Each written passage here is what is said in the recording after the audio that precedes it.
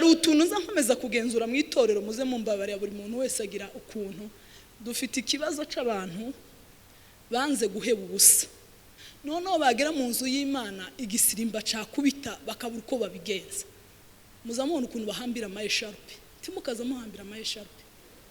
Naheru kuvuga ngo umwana w'umukobwa ukowe afashe ijipo yambaye neza yarangiza akarenza yesharupe, kuriya bisobanura iki? Shendi mukubona ari umwanda. Uzi impamvu gusa ico kibazo aho kiri mu guturuka, abantu banze kugira ubuzima buhindutse. Ngo avuge ngo ndi umwana w'Imana, hari imyambaro ngomba guhagarara. Niba ngize gutya, ukuko murabona ngize gutya, hari ico mubonye? Umugeni w'umukristo uyu munsi agakora mariage, akaja muri honeymoon, akaja ku mazi akambara ubusa, yarangiza akazama ifoto indiri hanze. Muri mukunde mana we, ndi mwahindutse. Hari umugeni w'umukristo akaba n'umugeni w'umupagani.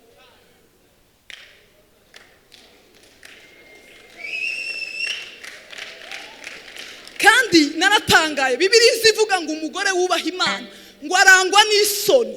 Impamvu muri mukubona isoni zarashize, n'abantu banze kuba mu buzima buhindutse. Ubuzima buhindutse rero butera isoni. Kugira ngo ubuzima bwawe ushake impinduka, nuko utekereza agaciro watakaje, bigatuma ugayibza uri mugahinduka. Nukwibuka agaciro k'icurico bigatuma uhinduka. Bibiliya ivuga ngo twaremwe mu buryo butangaje, Imana yaturemye mu buryo bukomeye. Imana yenze kutugira Imana, turi mu cimbo c'Imana. Reka twese dukomera Imana amashi menshi. Ahantu badusize sinzi uko bigenze. Reka nsabe Betami twazanye, Betami muze dukomerezeho iminota nk'irindwi. Hari ikintu, iyi ndirimbo murayivuze ngo Yesu yakoze umurimo ntiyawucikije. Numva sinzi uko bigenze. Hallelujah!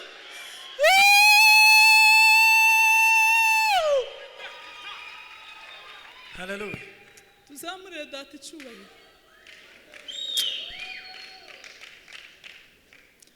Byari kugenda gute yawucikize? Iyo biza kumunanira yari kudusigaye.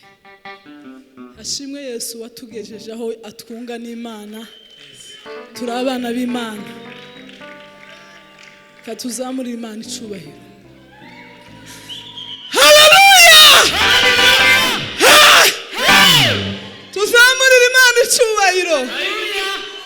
Ay, hallelujah, yes. Ubu turabana basi. Hallelujah! Hallelujah! Amen.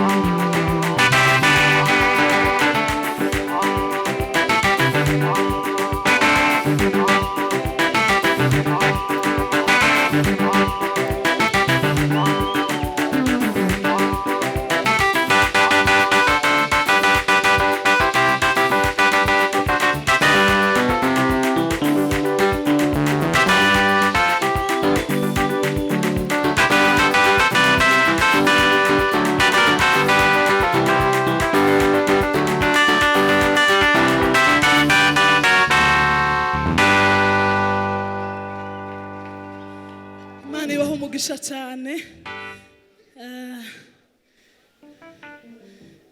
Imana ishimwe ko yabaye. Turashima Imana uyu mugoroba mwiza tubonye wo gutaramira Imana. Hari ibintu njya ngenda ntekereza iyo numvishe nezerewe. Yaba byari bishobotse ngo iki gitaramo ejo hazagira ahandi dutaramira, ku wa gatanu hagira ahandi, ku cyumweru hagira ahandi, niko kwiza. Kuko abera ni imiriro, ni imiriro mu isi y'ababaho. Imana ibaha umugisha. Numvishe ko munezeza cyane.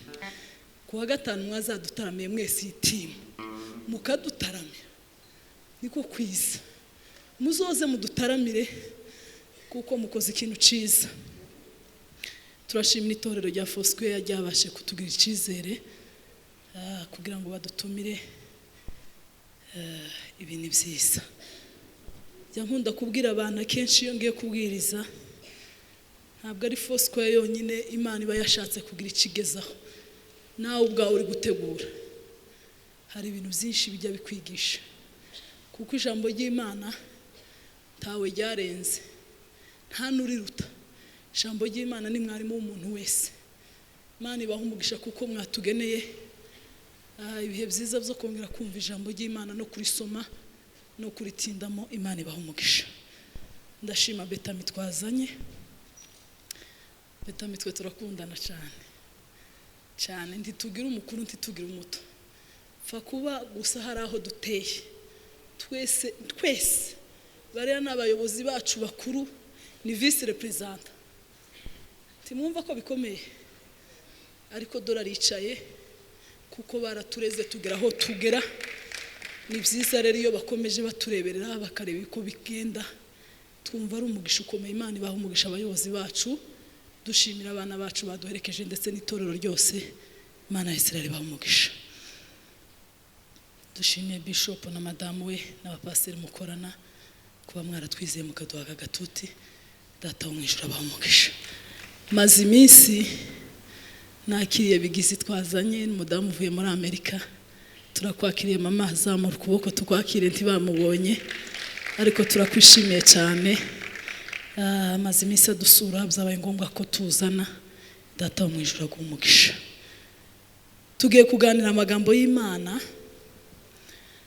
Maze iminsi ntekereza ku manywa na nijoro, yanze kunshiramo kubaho mu buzima buhindutse, kubaho mu rugendo rw'ubuzima buhinduka, impinduka, kuba mu buzima buhindutse. Haleluya. Iyo twese turebye itorero tukareba abantu uko banezerewe, tukareba abantu uko bahagaze, mu by'ukuri nta ushobora kuvuga ngo uyu ntiyahindutse cyangwa yarahindutse, kuko twese tuba dusa nk'abantu bahindutse. Ariko icyo nkundira ijambo ry'Imana, buriya riba rifite impamvu rikomeza rigaruka. Tugiye kuganira hejuru yo kuba mu buzima buhindutse, urugendo rw'ubuzima buhinduka, kuko ubuzima buhinduka guhindura ni buri munsi. Nagerageje gutekereza Espoir nari nzi kera, ndeba na Espoir y'ubu, ntekereza n'indi Espoir muri gutekereza. Ntabwo ibitekerezo birangiriye aha ngaha. Ndayitangaho urugero kugira ngo iri jambo cyane cyane tugiye kuvuga ribashe kumvikana. Ni ukuvuga ngo Espoir babagamo ya mbere yari bahagije rwose, mwayiteraniragamo, ntabwo byaburaga kubwirizwamo ijambo ry'Imana, ntabwo byaburaga gukora ibikorwa byose bitandukanye. Ariko kubera gukenera impinduka, Bishop ntibyabavunye. Iwacu duherutse guhindura inzu kandi yari yuzuye, guhindura gusiga isenge. Naratangaye. Inzu yarashize, ukazuyireba ukavuga ngo se izongera kuba inzu. Igikuta kimwe tugasanga bagihiritse, tugatangira umwanda. Ubuzima rero buhindutse nabugereranya no kongera kuvugurura cyangwa kugira gute. Kandi iyo bakubwira ubuzima buhindutse, hari ibintu byinshi tugenda tubona bigenda bibamo. Haleluya. Nta nubwo umuntu ushaka impinduka, akenshi Bishop ari kubabwira ngo Espoir tubahindura, habamo abantu benshi banga impinduka mu buzima. Narebye perezida wacu ndamukunda cyane, nzambwira Imana ngo izaduha nk'umutima nkuwe. Yageze avuga ngo Muhima barayisenya, abaturage bose bagahaguruka akavuga ngo ntibayisenye, akavuga ngo barayisenye. Bwaca mu gitondo tugasanga Muhima yose iri hasi. Bwaca akavuga ngo aka gace runaka kandi turagasenya, bakagasenya. Kandi mu by'ukuri habaye kwivovota, habakurira, habakuvuza induru nyinshi. Ariko ubu abanyamahanga bose iyo bageze mu Rwanda mwumvisha amagambo bavuga ko u Rwanda rwahindutse, byavuye mu mpinduka, kandi iyo mpinduka ntiyari yishimiwe. Ariko kubera gushaka guhinduka niyo mpamvu u Rwanda rumeze gutya. Impinduka rero iyo abantu bayumva, iyo abantu bayitegera, iyo babwira impinduka ntago abantu bayishimira. Ariko icampa ijambo ry'Imana rigiye kuvuga hakaba guhinduka, ubwo buzima nibwo Imana izayishimira. Kubaho mu buzima buhindutse si ikintu gitunguranye. Mwanyumvise? Nabwiye Imana muri iyi minsi ndashaka kuzaza nigisha buhoro, kuko hari igihe tubwiriza cyane ugasanga abantu duhekeye muri cyane, ariko hakaba abantu benshi bakeneye ibyitonda. Byose rero bigomba kugegwaho kugira ngo buri muntu wese akure ubuzima. Iyo tuvuze kubaho mu buzima buhindutse ntibiza bitunguranye ngo uhite uvuga ngo ndahindutse. Oya, buriya hari urugendo rwo kwakira Yesu nk'umwami n'umukiza. Iyo usomye mu Baroma 10 ku bice 17 gutya hagenda havuga ukuntu kwizera kuheshwa no kumva kukazana no kumva ijambo ry'Imana, bigatuma akanwa gashobora kwatura kakavuga Kristo kakakizwa, bigatuma habaho gukizwa. Iyo rero tumaze kwakira Yesu nk'umwami n'umukiza tuba dusigaye urugendo rwo guhinduka. Amen. Haba hatangiye urugendo rwa buri munsi rw'impinduka. Uyu munsi ukabwira abantu ngo hari ico Yesu ari gukora muri je, hari ico Yesu ari guhindura muri je, hari ico Yesu kuko iyo tucakira Yesu nk'umwami n'umukiza hari byinshi. Hari abahita bakira mwuka wera, hakaba n'abandi bafata ikindi gihe kugira ngo mwuka wera aze muri bo. Ibyo nabyo ni birebire ntitwabitinda. Ariko ubuzima buhindutse ntabwo butungurana. Tuvuge ngo amen.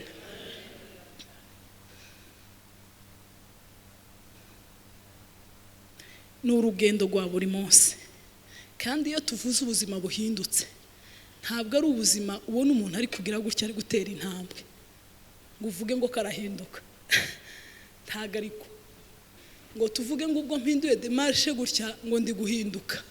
Mu buryo bw'imiterere y'isi impinduka iragaragara, hakaba gusenya, hakaba kuzana amatafari, hakaba kurunda amabuye, hakaba kurunda imicanga. Ariko mu buryo bw'umwuka ni mu mitekerereze.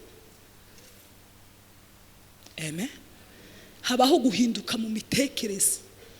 Umuntu agahinduka mu mitekerezo, umuntu akananirirwa mu mitekerereze, mu mutima iyo ngiye tutazi. Umuntu agashoborera mu mutima, umuntu akananirwa mu mutima. Iyo tuvuze rero ubuzima buhinduka nta handi tuba tuvuga ni uguhindura imitekerereze. Haleluya. Abaroma 12 ku murongo wa 2. Abaroma 12 ku murongo wa 2. Kandi ntimwishushanye n'abiki gihe, ahubwo muhinduke rwose, mugize imitima misha kugira ngo mumenye neza iby'Imana ishaka, ari byo byiza bishimwa kandi bitunganye rwose. Amen.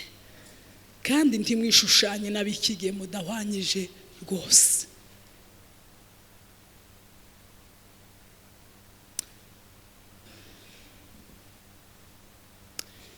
Ubuzima buhindutse, ubuzima buhindutse ni ubuzima budahuye n'ubwisi, ni ubuzima bwa gayisi bugashaka ubundi buzima buri guhamagarirwa. Arico nashatse kuvuga tuza kugera igihe tugera mu kigero ca Kristo cyo kugira umutima nk'uwa Kristo. Ni ukuvuga ngo ubuzima buhindutse buba bugukura mu buzima bugayitse cyangwa bucogoye bucita intege, bushaka kukugeza mu buzima bwiza bushimwa bushitse aho Imana ishaka. Urashaka kuva mu mwanya Imana idashaka ukaza mu mwanya Imana ishaka, ubwo buzima buhindutse. Tuvuge ngo amen. Timwishushanye n'abiki gihe mudahwanije rwose. Hari utuntu nza nkomeza kugenzura mu itorero, muze mumbabarira buri muntu wese agira ukuntu. Dufite ikibazo c'abantu banze guheba ubusa. Noneho bagera mu nzu y'Imana igisirimba cakubita bakabura uko babigenza.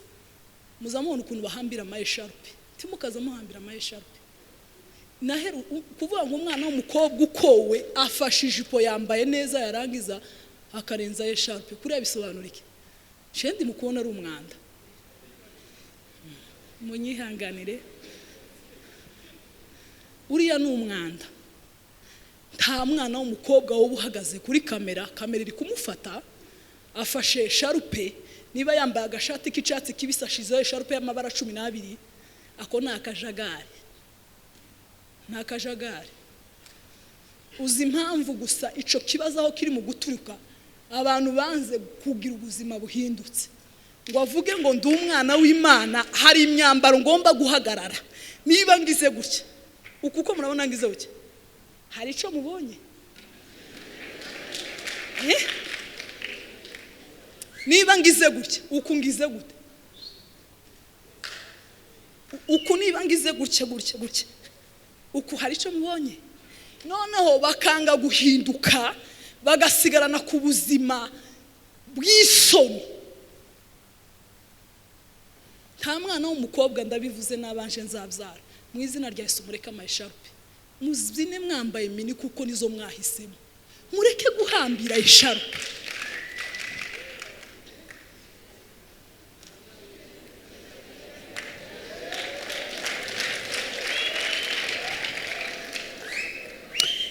iyo rero habaye guhinduka mu mitekerereze nta kindi biba biganishaho tuvuge ngo amen biguhesha kugira imyanzuro myiza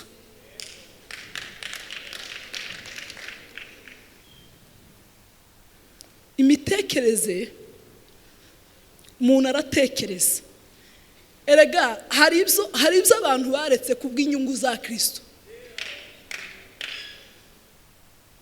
jewe mfite ikibazo iyo bivuze azavuga ngo n'ubuturage ngo ni isi ya nyuma ibintu byose byahozeho ibi byose biba bigaruka byahozeho nta gasha kariho ndi mu kubona kenshi bagasokoza insokozo z'amarumbu kuntu byahoze inaha kera basogokuruza nibo bageze afunga ari amashinyo byahozeho nta kintu gisha ariko abantu bakananirwa kumva impinduka umuririmbyi yaravuze ngo nimundeke ndirimbe nahuye na Mesiya kandi guhura n'uwo Mesiya si bisanzwe uwahuye nawe ahinduka mushya hahandi mwari munsi narahindutse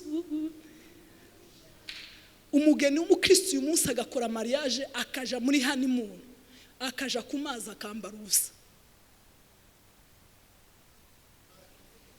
yarangiza akazama ifoto indiri hanze muri mukunde mana we ndi mwahindutse hari umugeni w'umukristo akaba n'umugeni w'umupagani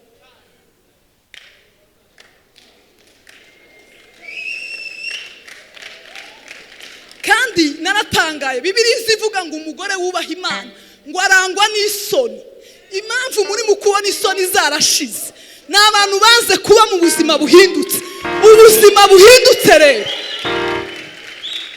butera isoni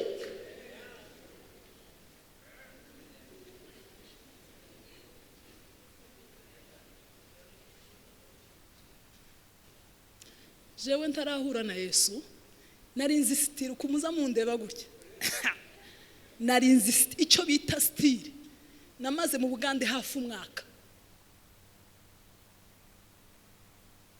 hahandi ushobora kuja mu mujyi wambaye kecu ukambara n'ikabutura igeza ukumva isi warayifashe ngo uyu mushumba twarabanaga nta muntu wandushaga umujyi mwisi nagaza nsiga verine 3 mu cyumweru amabara amwe nkazashira mu tuzahabu andi ngatambika mu turongo ibyo si ikibazo hari ukuntu umuntu avuga ibintu abantu bakumva nabi ariko ngo buce Yesu arambonekera hari ibintu naretse kubera inyungu za Kristo ndabireka kandi nkunda cyane ariko ndabireka ubu uyu munsi nje kubabwiriza nambaye miningeza ndabarahiye timwofashwa gusa mwonyihorera ariko mu mutima mukaza mugenda muvuga ngo yaraguye umugeni w'umukristo muhinduke mugira imitekerereze misha mwambare neza nk'umukristo, uje ku mazi wambaye nk'umukristo.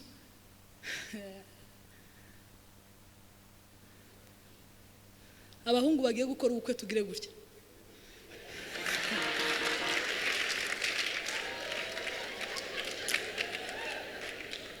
Muze mwambika abagore banyu neza n'abana b'abakristo.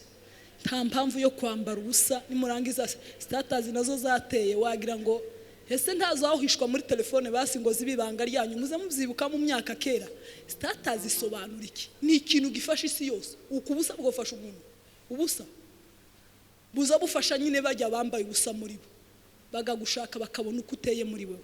Igihe kirageze kugira ngo duhindukire imitekerereze yacu.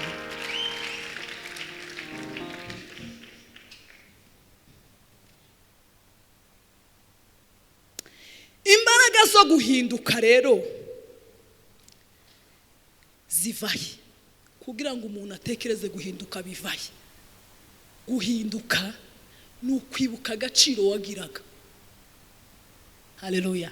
Murabizi ko Adamu na Eva bakiba mu ngobyi ya Edeni bataracumura bagiraga agaciro, bagiraga umwihariko, ariko bukeye bagira icaha, bakora icaha.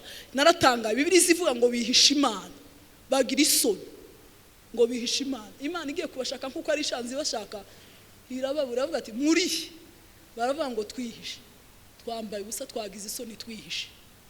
Kugira ngo ubuzima bwawe ushaka impinduka nuko utekereza agaciro watakaje, bigatuma ugayibza uri mugahinduka.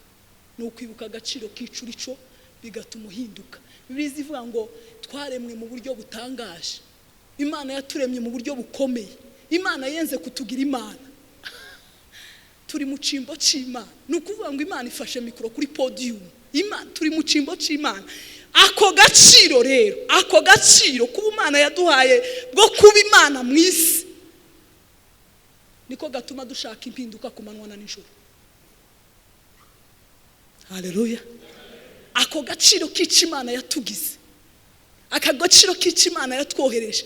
Bibiri zivuga muri Petero wa mbere ngira ngo ni kuri 15, ahubwo nkuko wabahamagaye ngo ari uwera, ngo namwe mugomba kuba abera. Niko byanditse, ni ijambo ry'Imana. Uwabahamagaye ni uwera. Arera, arera Yesu, arera, oh arera Yesu, arera, arera Yesu, arera, arera Yesu. N'ubuzima bwibuka agaciro bwatakaje bugahindukira bukinjira mu buzima bwo kwezwa. Kandi iyo watekereje ukamenya ko hari agaciro watakaje, ikintu ca mbere uzubona imyanda. Sibyo? Iyo ushaka kwinjira mu buzima buhindutse ubona wanduye, kuko urumuri rw'Imana ruba rwamuritse umutima rukakwereka ibintu byose bikugira utari uw'agaciro. Urumuri rw'Imana ruza rubimurika, byarangiza kubona ugatangira ukaba mu buzima bwezwa. Uwaba duhamagaye n'uwera, niyo mpamvu natwe dugomba guhora twezwa. Mana ishimwe. Kinjira mu buzima bwezwa amanywa nijoro ukiyeza.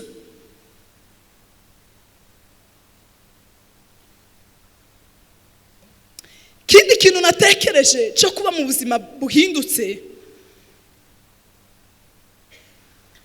guhinduka bisaba kwiyanga. Kugira ngo habe impinduka kambere ni ukuba mu buzima bwejejwe, bwezwa. Kindi ca kabiri kugira ngo habe impinduka ni ukuba mu buzima bwiyanze. Bwiyanze. Uriya kamere irikunda. Bibiri izivuga ngo umwuka na kamere birahabanye. Kamere yanga ibyo umwuka ukunda, umwuka nawo ukanga ibyo kamere irarikira. Mbese birahabanye, kibihuza. Kuba rero ushaka impinduka ni ukwiyanga. Tuvuge ngo amen. Ni ukwiyanga. Ukareka ibyajyaga bikunezeza, ukareka ibyajyaga bikuzanira inyungu, ukareka ibyajyaga birizivuga ngo ushaka gukunda ubugingo bwe. Nta wakunda ubugingo bwe ngo abashe kubona. Ibisaba kubwanga, ukabwanga, ukanga ubuzima wabagamo. Yambwira abantu biratangaje kubona uyu munsi umuntu ashobora kuguterurira miliyoni utakoreye akagushira kuri konti. Kamuru mvita ryoshe. Teryoshe. Uyu munsi umuntu akambwira ati kugira ngo dukorane ya feri ndaguha miliyoni y'amanyarwanda. Kurumva ubuzima bwunguka vuba. Ariko nukwiyanga nukwiyaka izo nyungu zose ukaziheba.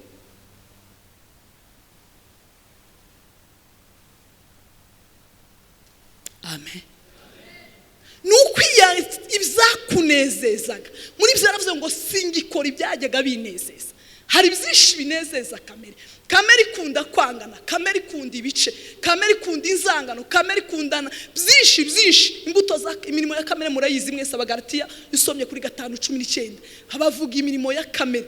Rero iyo ushaka ubuzima buhindutse nukwiyanga nukureka ibyo kamere yararikiraga. Bibiliya ivuga ngo ntimugahe imibiri yanyu urwaho ngo ibone uko ikora ibyirarikira, muyimurwaho. Tuvuge ngo amen. Muyime akayira. Muyime. Umubiri ukunda kumererwa neza niwe wa mbere. Uzubwira umubiri ukabwira ngo ejo tuzofunga, inzara ikakurya saa 6 z'ijoro.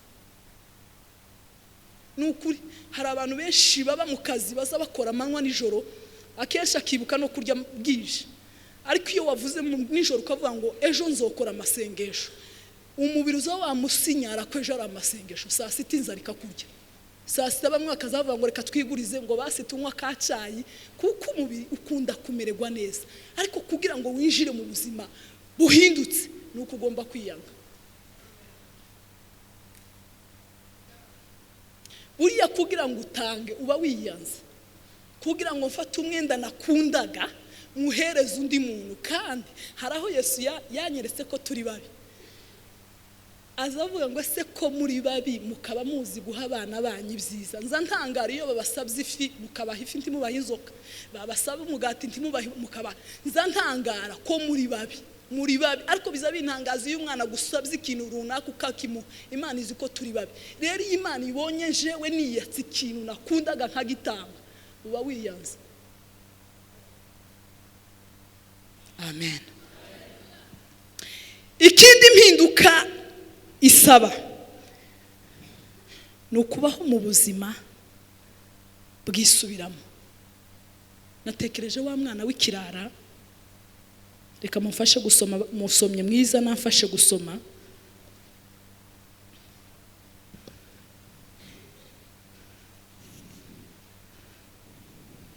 Luka 15:11-17. Luka tumabwiswe bwanditswe na Luka 15:11-17.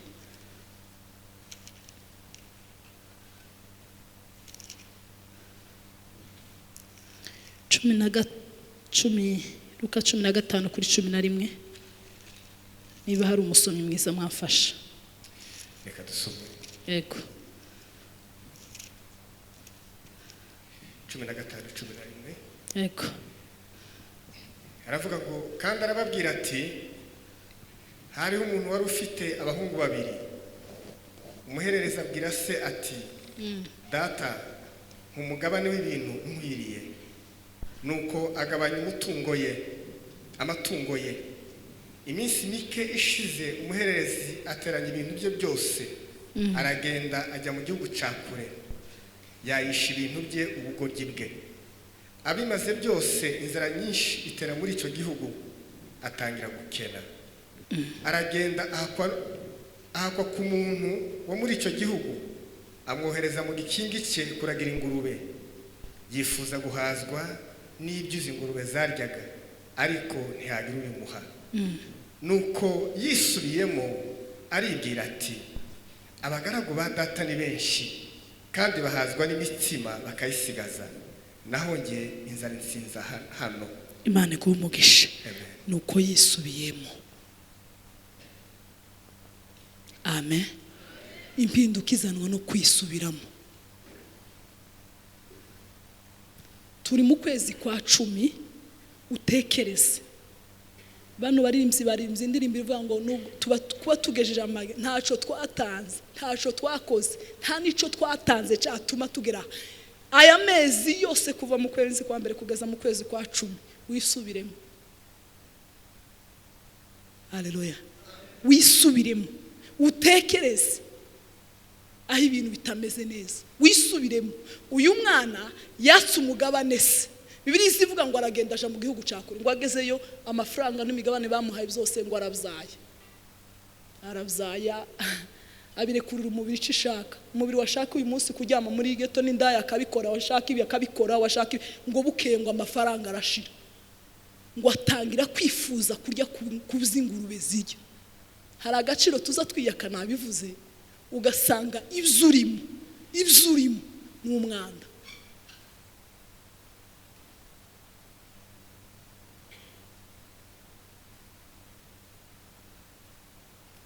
Amen. Yikuye kwa se, yikuye mu bijyo, yikuye mu mata kuko bagiraga amatungo, yikuye mu bintu, arangize yisubiza mu buzima bwo kuragira ingurube. Nta nubwo byari byemewe kuragira ingurube. Yakoze igitangaza, amafaranga adasubizwaho azashira, akuraho umugoroba umwe niyo agazavuga ati wagura kamuseri kamwe akagura, wagura akagura, ngo amafaranga arashira. Basigara bagaburira ingurube, akifuza ibiryo by'ingurube.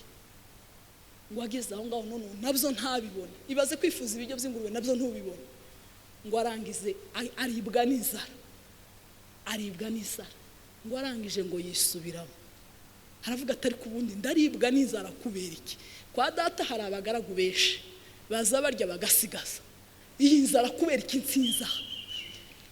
Garuka kwa data wo mu ijuru, harimo ibintu.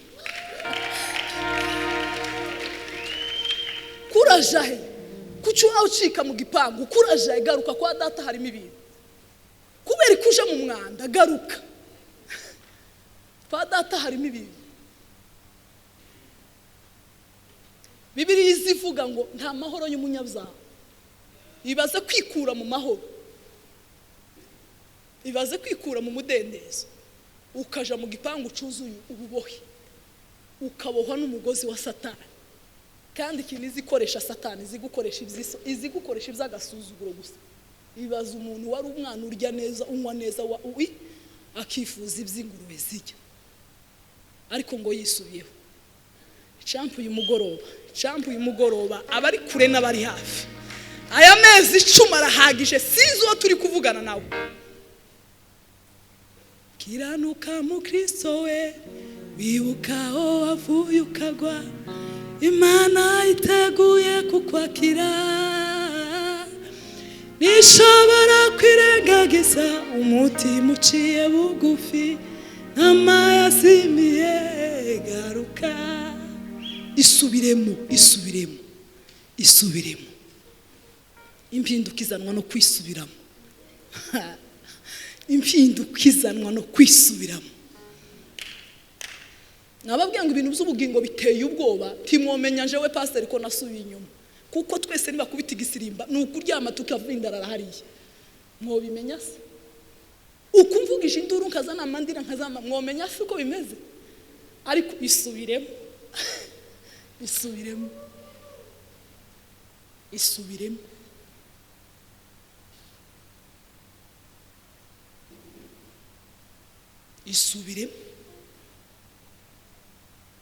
Kwa data biruzuye, ku musaraba haturuka iriba rimara inyota, twahanywere amazi meza, amazi.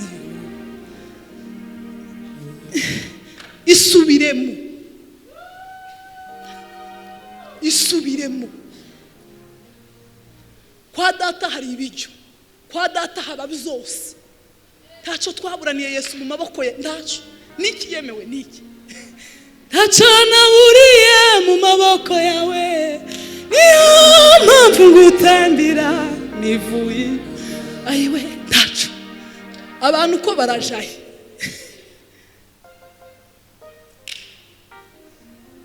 harimo byose wakenera.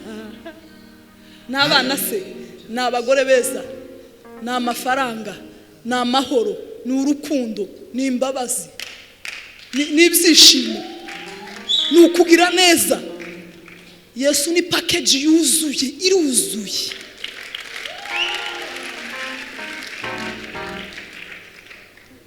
Birizivuga ngo nta muntu numwe wamwiringiye wagize icakena. Yesu ni umutunzi ukomeye, nta na kimwe. Twahaboneye imbabazi, ariko imbabazi za Yesu.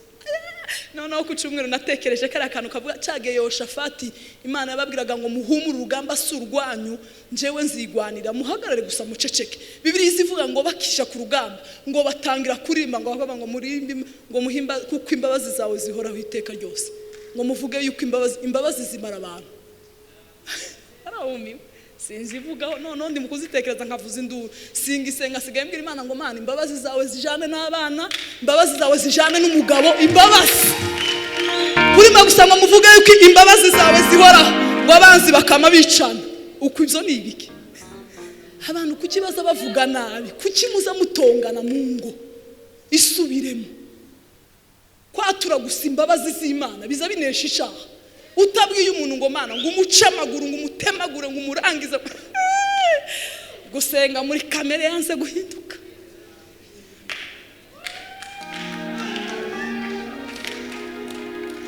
Niba bavuze ko bari ko barimba ngo muvuge yuko imbabazi zanje zihoraho iteka ryose, abanza mama ngahe yose akamarana.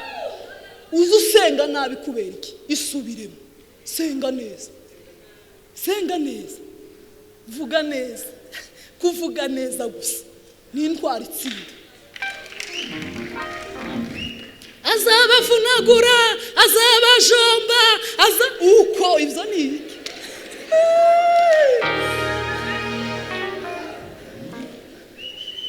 Yamaze imfura zo Egiputa zose ikababwira ngo muvuge yuko imbabazi zaje zihora iteka ryose. Uzurinda uvunagura, utemagura, urunda mu byobo, urashaka iki?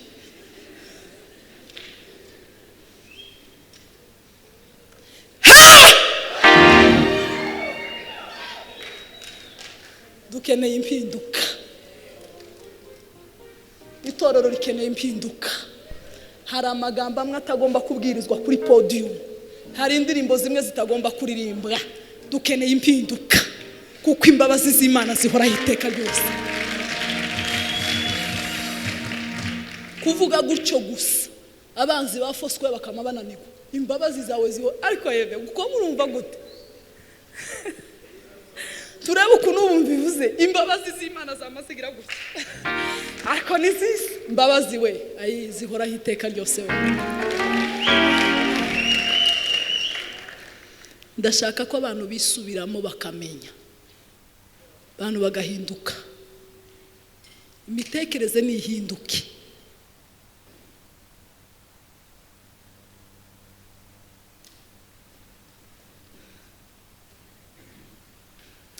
Natekereje abagabo bagerageje guhinduka, bahinduka ku bintu byinshi.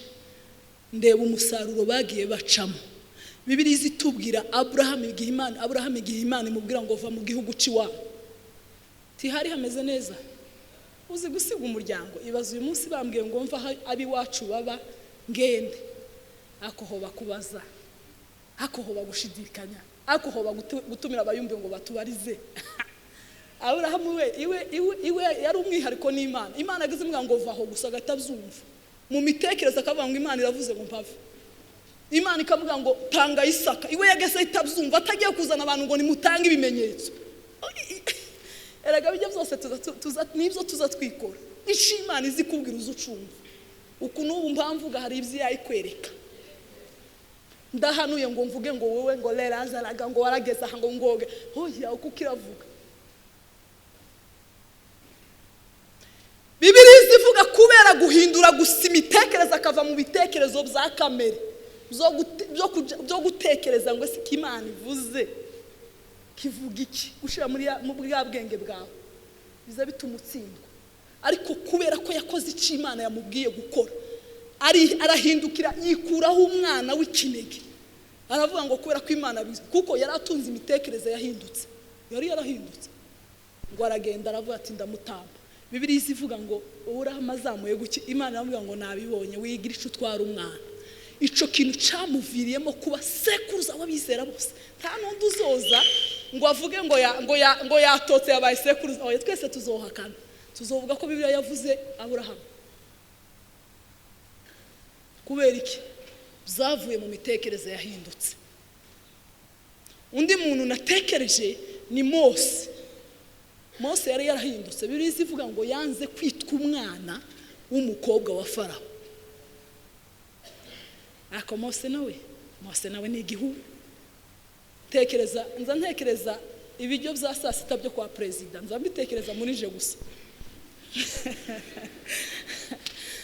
Kiya abana bavuye ku ishuri bari kubagaburira kwa perezida, none bazabanza bakabaha utuntu tumeze gutya, bakabanza hari aho twigeze kujya muri Côte d'Ivoire, none batujana ku mwamikazi ngo tugereho bakatubaza ngo hari amaji yo mu nganda, hari amaji ya naturel, bariho bakazazana imitobe bakaguhitishamo icyo ushaka, akavuga ati ibwami ni sawa kasi ibwami. Kandi buri umubiri w'umwana wabaye ibwami ntabwo umeze kimwe n'uwabaye nkanje ahantu hasanzwe. Ntabwo umubiri wabaye ibwami uzujya imbuto ukanywa amata ukarya utureji mukagira gute, ntabwo womera nk'ubu. Ariko ngo Mose aravuga ngo sinoguma muri uyu munyenga, pisemo kurenganywa hamwe n'ubwoko bwacu. Ibaze kwikura mu mujyi ukaja ni iyihe nkambi muzi hano? Karongi, za Nyabiheke, za ni kenshi. Bakamabona uyu munsi nikuye mu mujyi ndinjiye, waje gukora ikise mama pasiteri, naje kubabarana namwe, nikuye Kigali tugumana. Ko murumva gute? Ko murumva inama ntiyokora y'imiryango akavuga ati umuntu yarahungabanye, yatangiye abwiriza none byagenze nabi. Niko abantu bovuga. Ariko kubera iyo mpinduka yari yarageze muri Mose, bituma aba umuyobozi w'inkoramutima y'Imana. Bibiliya yaravuze ngo abandi tuzoza tuvugana mu nzozi, ariko Mose n'amaso ku maso. Ariko Mose nzoza mubwira ibintu gutya live. Abandi ni mu nzozi, abandi ni ukubabwira ngo narose bimwe, ngo nabonye umukara, ngo umutuku bindi. Yageze ibwira Mose ngo Mose we umva mvugane nawe. Ninde muntu mwigeze mwumva wadisikise n'Imana akavuga ngo nutemera ko tujana ntabwo tuge? Ninde muntu mwari mwumva Imana yo kubwira ngo ndaguha marayika, uko avuga ngo Imana ishimwe ko iduhaye marayika? Mose yaravuze ngo ntitujana ntabwo nemwe, wewe ari wowe tujana. Nuko yarazi igipangu abarizwamo. Ngaho uyu munsi Imana izakubwire ngo nguhaye marayika uzodusimbuka. Ako Mose yagaze avuga ati nta marayika nshaka, wewe tujane nawe, kuko marayika ndabazi yogera mu nzira karakara katumara, ije nawe ari we tujana. Vugutira kanduncure inkamba zimvemo, werekane uko ndikose nifata uko ntari, kandi umenya ibyo nibwira n'imigambi yanjye, nibimbamo binyanduza bikangira imbohe. Haleluya! Dukeneye ubuzima buhindutse. Hari ibyo ugomba gusiga, hari ibyo ugomba guheba.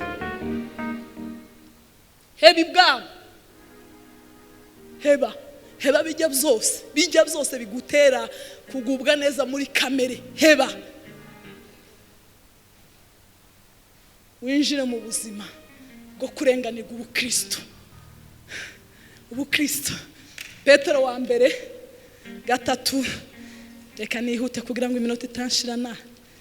3 kuri Petero wa mbere ngira ngo ni 4 ku murongo wa 16. Petero wa mbere 4 kuri 16. Ariko umuntu nababazwa azira kuba umukristo ntagakogwe n'isoni, ahubwo ahimbaza Imana kubw'iryo zina. Amen.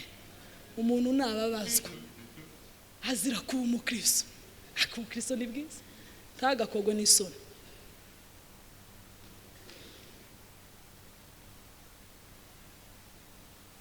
Umuntu nababazwa azira kuba umukristo ntagakogwe n'isoni. Mose ahitamo kuja kubabazwa. Umwana wari umenyerewe kujanwa mu mamodoka kugenda ahantu heza, gusohoka ku mapisine, gusohoka kuki, agiye mu buzima bw'abantu bari guforoma amatafari. Ahantu baba baforomera rukarakara haba isuku, nta suku ibayo. Kuki abantu bashaka ubuzima gusa bworohereye kamere? Mwagize ibyo muhinduka mukareka tugasiga tukemera kurenganwa gusa kubera ubukristo. Kazurengana muri Bibiliya ivuga ngo niba muzishime niba barenganya babaziza gukiranuka, muzishime. Nubona bakujije gukiranuka bakakugendaho ngo wakiranutse, uzishime kandi bigutere guhimbaza. Amen. Impinduka rero iyo yamaze kuba itera umuntu kuba uw'agaciro, tuvuge ngo amen. Iyo yabaye ubu w'agaciro, numvishe wa muzungu yageze igihe aravuga ngo mugomba kuba umunyu, mugomba kuba urumuri ruri ku mpinga y'umusozi. Iyo twemereye impinduka ikaza, tuba abantu b'agaciro, tuba abantu bakenewe n'isi, tuba abantu bagenda bashakishwa amanywa n'ijoro. Ahari induru, ahari akajagari, ahari umwijima, bagakenera ikintu cyitwa abahindutse kugira ngo habashe gutanga impinduka. Ubu umuntu uhindutse, iyo umuntu wahindutse atanga impinduka, akaba uw'agaciro, agatangira kwifuzwa n'abantu, agatangira kwifuzwa n'isi, agatangira kwifuzwa n'abantu abari bo bose. Mupagani akavuga ngo icambu umukristo ibibazo yahuye nabyo, ariko se bazakwifuza gute? Bibiliya ivuga ngo n'ubundi babona bya bindi bakoraga nabo mugifatikanyije, bazakuvuga gute? Bazakwizera gute? Ariko hari aho muri Petero bavuze haranezeza ngo basigaye batangazwa ibice bitatu, Petero wa mbere ibice 4 ku murongo wa 4, ngo basigaye batangazwa nuko muri ibyo mutagifatanya nabo gushayisha no gukabya ubukubaganyi nkabo bakabasebya. Iyo wahindutse abapagani baza batangara, tipe ko twageza duhurira ahantu zagenze gute? Uzi ikintu cyabaye? Wabaye uw'agaciro. Abapagani basigaye batangara bakavuga ngo ko twahuraga mu kagoroba k'amanyanga k'ubukubaganyi zagenze gute? Nimundeke ndirimbe nahuye na Mesiya, kandi guhura n'uwa Mesiya si bisanzwe. Uwahuye nawe ahinduka mushya, ahandi mwari musi narahindutse undi.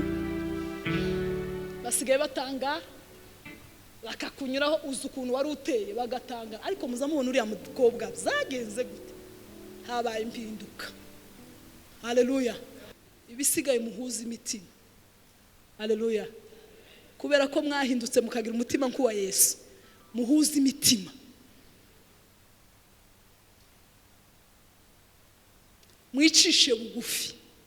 Umuntu wese azabona ko mugenzi wa muruta. Hari aho Yesu yakoreye abigishwa ikintu gikomeye, ngo afata imbehe ashiramo amazi ngo atangira kuboza ibirenge. Ngo Petero aravuga ngo se kuki utwogeje ibirenge? Ngo nje ntago unyoza. Ngo basi ngo niba wabikoze ngo unyoza amaboko ngo no mu mutwe umese mu mutwe. Yesu aravuga ngo Petero, nutemera ko mbigukorera ntabwo tuzaba duhuriye, reka mbigukorera kugira ngo namwe muzobikorera abandi. Kwicisha bugufi zaranze. Uku notambuka ko murabona ukuntu ndi kuri podium, mwihangane hari abantu bazanga kuva kuri podium. Ukumfashe nkagirira abantu bana gutya sivyo? Ko murabona gute ngo umugore wa bishop ngo azahanagara abana amaguru ndi igikisi? Nuko aba baranduta mu bwami, aba ni bakuru. Ukumbaye iki? Ukumbaye iki ngize gutya? Imoshwari s'umweru, uku imoshwari ruta paseri iyi gatoreka ngo hanagure papa. Ukumbaye iki?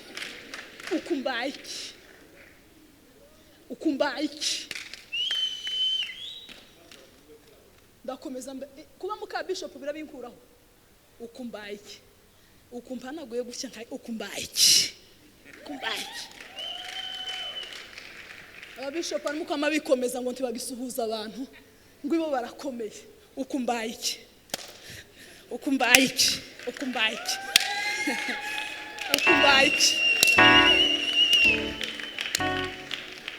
bigenze gute? Uku ntaye agaciro se? twicishe bugufi.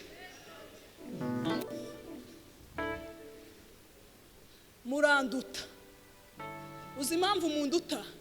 Nuko mwe muciye bugufi muje kumva icyo Imana ivuga, ariko ganjewe niyemere ngo nshoboye kuvuga. Muranduta. Kuko Yesu yaravuze ngo abavandimwe banje nabaza bumva icyo nza mvuga.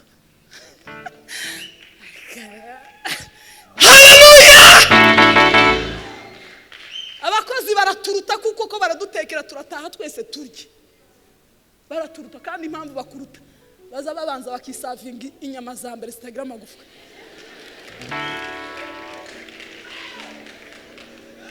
Baza babanza bakazijabura. Hari umunsi umwe nigeze kubona umukozi wanje akize aratamira. Ndavuga ati tantine we wagiye ukoresha intoki. Aho nariko mvuga se wenda zabanza akazagira rushe zose akaza. Muce bugufi. Yesu yaciye bugufi, ari Yesu umwana w'Imana. Utarigeze kumenya icyaha, Imana yamuhinduye icyaha ku bwacu, imutanga mu maboko y'abamubamba, asohoza ibyanditswe kuri we. Yesu yemeye kwakira amakosa, bakavuga ngo wakigoryiwe, wagicucuwe, ikize. None bari mu kuvuga ngo ntago twatumva uko watubwira, ukamusanga wasaze, ukamawiriza ukamara icumwe ngo ushonje iki waretse bakagutuka. Kuriyiriza kubeye uko bavuze iki? Ni rimwe na rimwe azanavuga nibyo tuzadukora. Ukamusanga umuntu yaragagaye, rusororo harahari, hazunamisha intwari n'intwa zose zice bugufi, tuzisigeyo tuzishireho ururabo mu minsi 3 babure. Muri bika abakobwa basigagira gukora mu makara, ngo se ndakora mu makara, ngo mama ngo ngwino banze ushirira amakara kumbabura. Nuko urutande wewe ngo tanti ngo wambara ukaza ukanshirira amakara. Tanti Imana izoze, tanti na nawe agiri wabo. Ngo mama ngo wambabere, ngo tanti nakaza basi ngo akanshirira amakara, ngo niba mwambwiye guteka. Abakobwa batagira ariko muzobona ishano, ingozi zobananira guca ibibasambukana. Duce bugufi. Yesu yaciye bugufi, ari umwana w'Imana, aca bugufi. Haraho yageze ari gusenga ngo abona birakomeye, ngo aravuga ngo datiga igikombe ki, ariko aravuga ngo bise kuko nshaka. Yarabonye ko bikomeye, ngo nico gituma Imana yamuhaye izina risumba yandi yose. Amavi yose natarapfuka amaza, amavi yose azopfuka amavuge ngo ni umwana yose.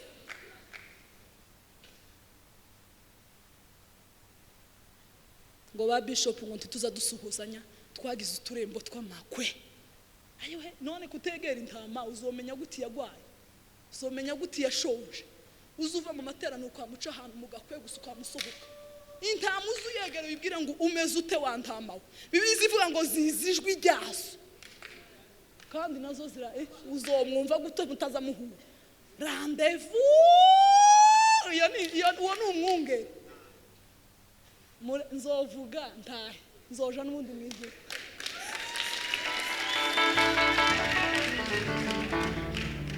Abayumbe ngo ntibagisu ngo bari ngo barije ngo nabanyamahewe. Mwabana mwe muce bugufi. Birizi ivuga ngo wowe uhagaze wirinde utagwa, uzuca bugufi, tukazusimbuka abantu ngo two basimbuka. Wowe simbuka nde? Nutareba neza bazogusimbuka. Muce bugufi, mutuze mwumva Imana, muvuge ngo mpindura Mana we, mvugutira. Dufite ikibazo c'abantu bari mukuza mwivuga butumwa ari abayumbe, bakarara mu mahoteli, kaza sambana kuwa mbere, kuwa kare, kuwa gatatu, yarangiza kaza kadukanga. Muzobona ishano. Muce bugufi, mwemere guhinduka, ubwira Imana ngo byarananiye sinza mpinduka, keneye impinduka iva kuri wowe. Kurakanga ndese, kuragase ngo ntibizamenyekanye, turabizi. Abahanuza akaja guhanura abantu yarangiza mu cumba ngo kugira ngo iki kibazo gikemuke, ngo reka nkurebe ko nkugenzereza, ugasambanya umuntu wagiye kuguhanuzaho. Muzobona ishano. Birasaba ko muhinduka. pastor ukagenda umukristo yenda gupfata ndapfuye pastor we usange muri biro kuganiriza ico kibazo ufite wagera akaba ari we wa mbere umusambanya ubu mukomerekeje kuvuga ngo azave muri ico gisebe Imana izobikubaza birizi ivuga ngo ishano gisitaza ntikizabura kuza ariko ishano uzokizana uwowe afite ibyago Kristo muzamugusha abapasiteri mukagusha abayumbe ishano muhinduke itorero ry'Imana ribe misuku itorero ry'Imana ribe rizima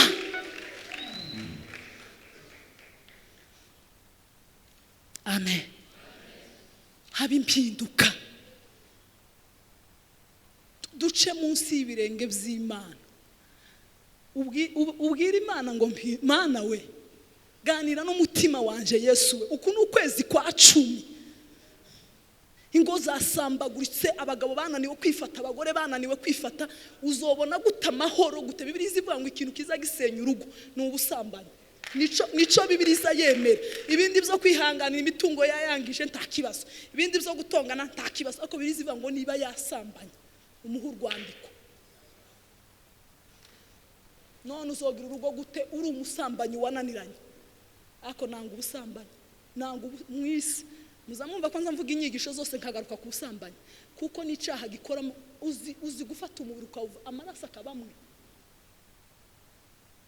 impamvu umugabo wanje nuko mvuga ngo uhereye umunsi wa none kandi bizivuga ngo Imana yafatikanyije ntiyakagire muzamwana ya jambo n'ubusa we uzuja kugisenya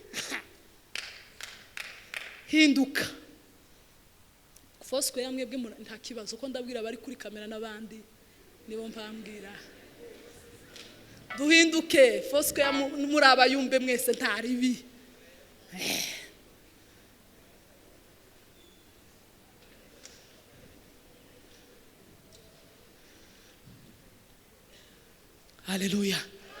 Haleluya Kristo badatanga icacumi n'ukurya gusa n'ukurya ngo pastor ngo wadusengeye ngo umwana ari mukuja mu bitaro kuwa mbere ngo kuwa kabiri yoreka kurwara gute ko ndavugana n'abakristo simpamvugana n'abapagani Bibiliya ivuga ngo nunyumvira ugatanga ibya 10 n'amatu amagara yawe ibyiwo byawe bizahora byuzuye tuzi utangira Imana uzuzura gute hinduka amanyanga yose ashire amazure yo kuntu abana baburudika bamererwa neza bazomererwa Imana se muzambwira ngo n'umuntu ijambo yavuze byose n'ukuri ese niki kidufasha guhinduka ijambo ry'Imana Timoteyo 2 rwandiko Paulo yandikiye Timoteyo 2 ibice wa 2:3-16 azaba ngo ibyanditswe byera byose byahumetswe n'Imana bigira umumaro cyambere musome iki byanditswe bizabimara ibyo nibyo bizabituma duhinduka ibyo umuntu utazusoma Bibiliya kuko turavuga nko kumena amazi ku rukoma ariko umuntu uzusoma Bibiliya azohinduka byanditswe byera byose reka kuko ariho ndangiriza natize mwihangana ariko numvisha ntoyacikiza ya magambo Timoteyo 2:3-16 aravuga ngo ibyanditswe byera byose byahumetswe n'Imana kandi bigira umumaro wo kwigisha umuntu no kumwemeza ibyaha no kumutunganya no kumuhanira gukiranuka kugira ngo umuntu w'Imana abashitse afite ibimukwiriye byose ngo akore imirimo myiza yose amen jambo ry'Imana ribatunganya